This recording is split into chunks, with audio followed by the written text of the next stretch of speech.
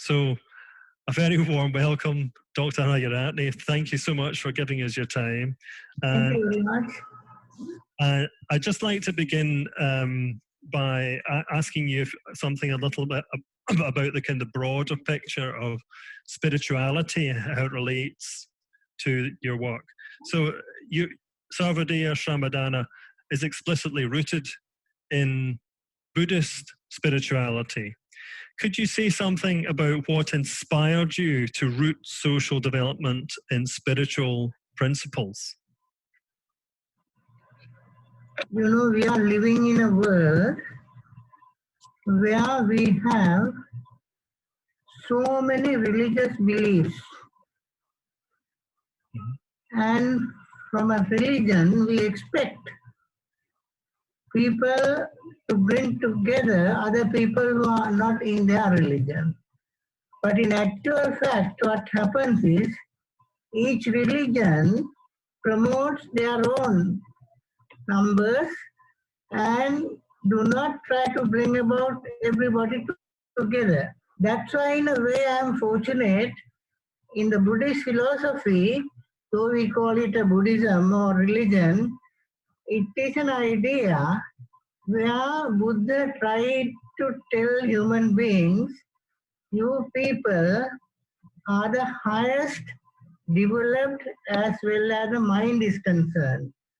Your consciousness is at the highest level of all known living beings.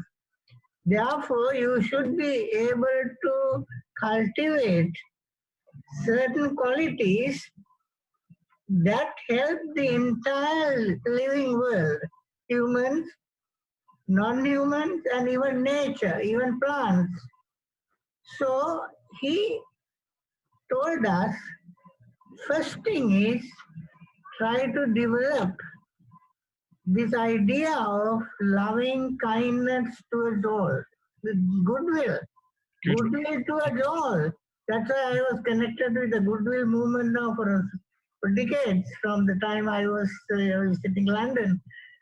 So, first thing is, if you have any religion or any civilized belief, first thing is you should forget yourself, your ego, and become one with the universe. So I factor is reduced to a minimum, it is minimized. The less you have the ego, the more you are universal. So that is the first thing, metta, we call it in Pali. In Sanskrit, we call it maitri. In English, we can call it goodwill or loving kindness. Mm-hmm. But that is not enough as a thought. Just going to the temple and meditating on that is not enough. You have to put it into concrete practice. Metta has to be implemented. So wherever we live, in whichever part of the world we live, we find people are confronted with so many problems. Maybe an economic problem, maybe a political problem, maybe a health problem, educational problem, climatic problem. There may be so many problems. So we can direct our consciousness, our thinking, our expertise, whatever skills we have towards that problem and how to solve that problem and help people to overcome that problem. Now that kind of thing is compassionate action. So second word he wanted us to remember and practice is metta is first, loving kindness, karuna. Karuna is compassionate action. So what we call development, welfare, charity, all these things come under that one word, karuna, compassionate action. And that compassionate action should not be done expecting anything personal in return. In other words, without any selfish idea. In other words, there's a third one. Buddha said, you must remember, that is mudita. Mudita is detached, dispassionate joy. Dispassionate joy. Joy coming out of service you do without any attachment. So, Mudita is the third dispassionate love, or dispassionate joy, you have to remember. The last one is when we do this type of work. I remember when I was doing this work as a school teacher, the people to oppose this was my head of my ministry. The second, third people, the top men in the ministry said the task of a teacher. You're a teacher teaching high level students, university entrance students, and so you should, being a science teacher, you should be able to do your subject well and get passes at the examination. Mm-hmm. So you have nothing to do with the villagers and all that. I said that may be your idea of education. I publicly told them and challenged them, and I said, to me, education is through whatever subject you teach. It may be English, it may be Sinhala, it may be Latin, it may be mathematics, it may be science, history, or anything. Whatever you teach the student should help the student to awaken his or her personality to the fullest, to develop loving kindness, compassionate action, altruistic joy and equanimity. That equanimity is facing both loss and gain without getting disturbed. Accepting praise but not getting elated. Accepting blame without getting discouraged. So these four qualities are the first objective we had in mind for our students and the participants, to build a human personality. Number two was, we insisted those individuals who came and participated in our camps, maybe all kinds of programs we did, for them to get the family members involved. And within the family also to develop these characteristics. What are these characteristics? While for the individual you have these four, metta, karuna, mudita, upekka, loving kindness, compassionate action, altruistic joy and equanimity, within a group, say the family, you should practice sharing. So dana is sharing. Shramadana is sharing your energy, your knowledge, your expertise. Shramadana. So dana is sharing. So you should share within the family. Second, you should speak kind language, priyavachana. That is, you should not carry tales. You should not speak untruth. You should not speak harsh words. You should not waste time just gossiping. Avoid those four things and develop right speech. That is priyavachana. Third, arthacharya. Arthacharya is now when you are in a camp or a Sarvodaya program, you don't smoke, you don't drink, you don't do anything that is not acceptable in society. So morally you are very high. Maintain it in everyday life. Arthacharya, that is called arthacharya, is constructive way of living, constructive action. Then the last thing is equality in association. Samanatmata, equality in association. Equality here means that you should not treat people because of their caste or education or class or their wealth or the position they occupy or the country from which they come. You should respect people because they are living beings. They are people. Even a tree, you should respect. That is why without throwing a water outside, just put it on to feed a tree, So like that, those four principles, sharing, pleasant language, constructive activity, and equality in association. Now, these are for the family and the group. So when you work on those 8 principles, we turn to society and found there is poverty, there is unemployment, there is lack of education, there is a lack of health facilities and all that. And then when you see these things, we thought that we must, if there are no toilets in a particular village, let us go and get the people to understand the importance of having toilets, and then get together with them. If they need 100 man days of labor, if they can provide only 50, we will bring the other 50 from outside. If they have cement and something, if they don't have iron or material to build those things, we bring them from outside. We ask people who can't come physically to help us to buy some cement and sand and iron and skilled labor. So that way we contribute. And then the poorest communities, without depending on the government or politicians, then they begin to think we have a power within ourselves.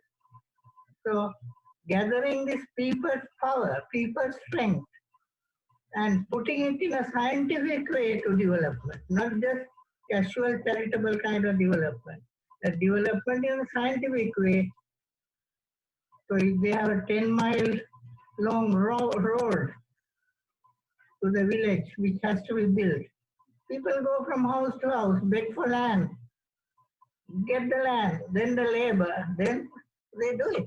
And they have we say we build a road, and the road builds us. Road builds us to develop love, kindness, cooperation, and all that. So like that, it comes to the village now. Now we believe that corona or anything in this world which goes against our day-to-day healthy life can be fought, not by government forces or organizing armies. They can be fought by building village level, community level organization with proper knowledge, scientific approach, and getting people themselves to implement. Then you can stop that. Even in this country today, that is what we are doing. While the government is trying to do it from top to down, we help them, we take part in whatever they do, but we believe in what we are doing more than anything else. From the bottom up, we try to get the people to fight this coronavirus. So that way, nationally. Then in our work, we always try to get associated with similar international organizations. That's how maybe, I don't know, maybe 40 years ago, when my friend was in England, every time I went to the headquarters of World Goodwill. Similarly, organizations like that all over the world, which was promoting goodwill, Sarvodaya promoted that. That is Ishwadaya, World Awakening. Mm-hmm. So Paurushodaya, Personality Awakening. Kutumbodaya, Family Awakening. Community Awakening, Ramodaya. National Awakening, Deshodaya, and Vishwadaya, World Awakening. Those are the 5 objectives for which we started 62 years ago and still going on. That's wonderful. Actually, you've basically more or less answered my next question, because what you've talked about is the way in which the different levels of awakening all interact with one another and build upon one another. And I think it's beautiful the way you describe that sequence. And it's like, I mean, people now talk about localization. I mean, it sounds like you've been doing it for 60, 70 years, basically building from the ground upwards. And what I also receive from what you're saying is that the importance, as you've said, of building these fundamental qualities of consciousness into the whole process right from the beginning, because otherwise it won't have this, it won't be able to sustain itself. Now we see, today the whole world is in a crisis because of this unseen but very powerful virus. Mm-hmm. Now that is because this little thing, unseen thing, has taken full control of our lives, our societies, our governments. We are helpless. Why? Because I mentioned certain 8 principles with regard to the individual and the group. Similarly, there are certain principles we have to follow when you come higher and higher up to the world level. I'm not going into those details, but there is in Buddha's teachings what is called 5 cosmic laws. He says human beings can pass any laws in their parliament or by their kings or rulers. But remember, all those laws are subservient to 5 cosmic laws. Cosmic law pertaining to genes. Genes, genetic order we have. Don't try to disturb the genetic system. Now, scientists can look into to what extent the genetic system, genetic order, genetic cosmic law has been disturbed. Mm-hmm. Because it is disturbed, here is a little virus that is hitting back. Oh, we also. You see, first cosmic law is that Bija Niyama, we call it, cosmic law. I don't know any other English word, I call it genetic. I haven't seen anybody giving an English thing. I have called it genetic cosmic law pertaining to genes. The second thing is cosmic law pertaining to seasons, the climate in which you live. Mm-hmm. So you should not do anything, meddle with the climate. Buddha says, don't meddle with the climate. Let the climate function as it does. Now what are we doing? We are poisoning the air, the earth, water, everything in our control in the name of development. Now our cities are the most polluted today in the world. Similarly, villages are getting the same kind of pollution.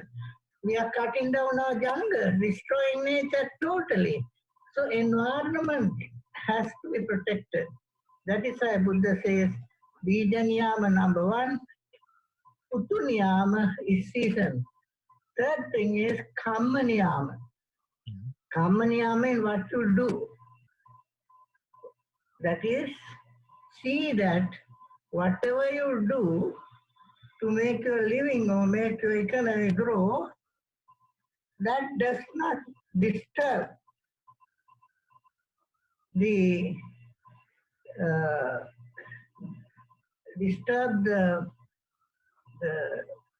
existing natural order.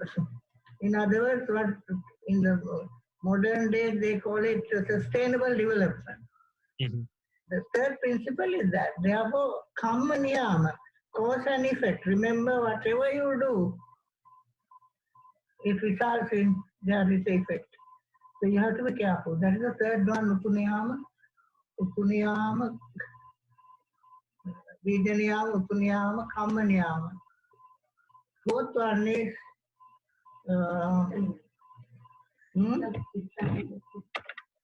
Chittaniyama. Very important. Chitta is the mind. Mm-hmm. Chittaniyama. Now, why I was attracted to World Goodwill was, it was trying to promote Chitta Niyama, according to my philosophy. Mm-hmm. That is, World Goodwill is trying to get all these people who believe in religion, good things, to come together, promote goodwill in the world. And that's great. For 90 odd years that have been done. And it should continue. Till such time we can say, yes, the whole world is now saturated with world goodwill. So actually, thinking of the mind, if in my mind in the morning, in the evening, in my relationship with my wife, my children, my friends and others, neighbors, whoever I meet in life, first thing when I see him or her, may this person be well and happy. May this person be well and happy. If you can extend that thought, it goes into that person. And if that person will send it back, so there can be a situation where in the human community, this force of loving kindness, this force of goodwill, become a critical mass. So this is what is called critical mass of spiritual consciousness. Nobody else gives it. No God or any other unseen force gives it within us. The God is within us. So we have to generate this kind of loving kindness, never any ill will, never any jealousy, never any hatred, never any competition. If somebody does well, by doing good, so much so we are happy. If somebody does well by doing bad, consequences will come to him. We are not angry with him, but we say don't do bad and then earn money. Do good and earn money. It's okay. Mm-hmm. And then, so this kind of chitta niyama, or building a critical mass of spiritual consciousness to transform the entire thinking of the world is necessary at this time. Absolutely. And the last one, I don't know actually an English word for that, Dhamma niyama. Dhamma niyama is where human relationships may be very different from level to level, person to person, country to country. But all those human relationships should not violate any of these dharmas. For example, do not try to say killing is good. Killing is always bad. Mm-hmm. So non-violence we have to accept. Selfishness is not good. It always brings about disaster to oneself or others. Like that, Dhamma niyama, that is righteousness, a cosmic law of righteousness should rule in all our actions. So these five, I always remember during the last 62 years, in all the work I did, I remembered these things. So, what you're saying, I mean, one of the fundamental principles upon which World Goodwill works, as you know, is that goodwill leads to right relations, as you say, and it leads to, I think, the fifth law that you're talking about, that relations become harmonized among all the different kingdoms of nature once one works with those principles and laws that you're talking about. And it just occurred to me, I hadn't really thought about this, but you were born in 1931 and World Goodwill was actually set up in 1932. So the two are more or less born together. And I think it's beautiful that you're taking these ancient, in inverted commas, ancient principles of spiritual wisdom and showing just how supremely relevant they are to the modern day, and will continue to be relevant, will always be relevant, as you say, because they are cosmic laws. They are laws that are at the very basis of reality and can transform humanity and the planet if we're willing to allow them, and if we could continue to seek to promote them and apply them. And you cooperate with the United Nations as well, I think, in the process, or in the processes, as you're saying, you cooperate with government when you can, and you cooperate with other civil society organizations when you can, when the model of development that they're promoting is one that is in harmony with this one, which allows the two groups to work together. Yes. Actually, more than ever before, the time has come for organizations like Sarvodaya, World Goodwill, and other similar organizations, which are not extremist anti-government organizations. We are not extremist organization. We cooperate with government, whatever good they do. We don't cooperate with them if they do bad, motivated by politics. That's different. So we should now, both in the field we are working and also in the formal sector, United Nations, governments, we should pay more attention to bring old, ancient wisdom Mm-hmm. merge with the modern scientific findings. In other words, modernity and the ancient wisdom should be combined to face the challenges we are going to face in the future. I know we will overcome this present virus problem. I know it's worse in Sri Lanka today. We are also going through a third stage, they say. But we can overcome this. Even if several millions die, still there will be others left to build a new civilization. While we have that kind of thing in mind, we should remove the causes that led to this kind of situation. Mm-hmm. Now, while all these things are happening, while people have no food to eat, black marketeers are trying to make money out of this situation also, while people are starving. Mm-hmm. It's a reality. So how can that human race survive? They should just disappear from the earth and allow other animals to live on this planet. You see? Mm-hmm. So human beings have to enlighten themselves. Then only humans can survive and others can survive. That is mine. And I'm so happy that I have led a life. I very often think, is there anything that I have done for which I regret? There was hardly anything. It was because I never allowed my ego. Now these awards were given. I was never attached to the owner that gave me that or the money. I gave away everything. I have today nothing.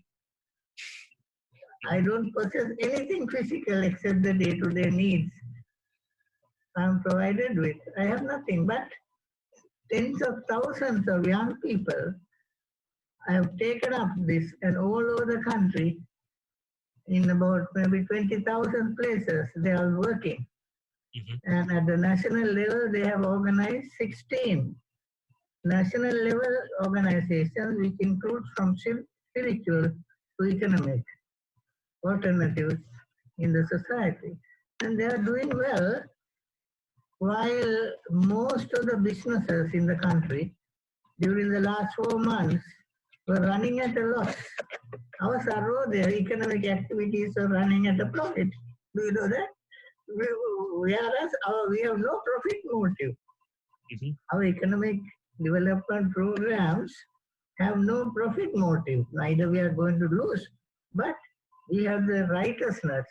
Now, in our annual report, this is the annual report of our economic. This annual report Mm-hmm. of our Sarvodaya Development Bank, Mm-hmm. respected for goodness. So this is supposed to be the best report and the best micro credit organization today, and it's everything scientifically analyzed. But behind all this is a philosophy that is that is based on spiritual values. And I think that again, I was going to ask you a question, but I think you've more or less actually explained and covered what I was going to ask you, which is that the fact that crisis like the coronavirus, like there have been other crises that Sarvodaya has faced and dealt with, is another opportunity for increased spiritual development, increased application of spiritual principles to social problems and social issues. And I think it's wonderful, and I think it's lovely that you say that you have no profit motive, and yet you're profiting, which I think sums up just how wonderfully your system works. And I think it's beautiful what you have done and are doing and are continuing to do, I know, through all the many organizations, the many branches of Sarvodaya. And I don't have any other real questions for you, just to say we deeply appreciate and have always appreciated what you do. And I think it's the connection that has been between our organizations, which Steve Nation, of course, sends his very best wishes to you. I know you've had that personal connection, and I know that other people in World Goodwill also have a connection with those of us who have got into this kind of work, there is no limit. Of course. Even when you die, you will, after death also, you will continue to do the same thing. Because there is so much of joy of living we get. Those who have money and power, now Mr. Trump would have been very happy for last week. Oh, I'm going to win again, I'll be second term. Now he has lost. He is hesitating even to leave that. What is the use of all this power and money and fame and all that compared to your own mind and heart, where you think, hey, I'm a happy person. Because of me, I have been able to make the hunger of thousands of people eliminated. I have given shade for thousands of families to live. I have provided drinking water to so many thousands. I have helped to education for so many children who have. So what a joy you get. I have nothing. Nothing in worldly I possess except the day-to-day needs. No land, no properties, not even in Sarvodaya banks I have any money. Nothing. But I'm the happiest man on earth, I can say. I can challenge anybody and say, you challenge me that you are happy. No, I am happier because I have nothing. Even in my mind, I have no jealousy, no anger. But people have been doing a lot of harm to my work. Not a single government for the last 62 years, except saying that Ariyaratne is a great man. They have not given 5 cents for my work. They have not given any help, I publicly say even today. Nothing. But we still survive. And profit. We are happy. Because the work is continue our work. I'm happy. Until you call me, till Charika told me, I didn't know that World Goodwill is still doing good work after 90 odd years. I'm so happy. So my goodwill, all my blessings, and my blessings are not like other people's blessings. My blessings are really blessings without any expectation of anything in return. So I wish World Goodwill continued service to the world till we can say we are one humanity, one family, one world, and one peace. No division. Beautiful. Thank you so much for your time and for your life and your work. And may we continue to be associated, as you say, through the rest of time. Thank you again, and enjoy the rest of your day.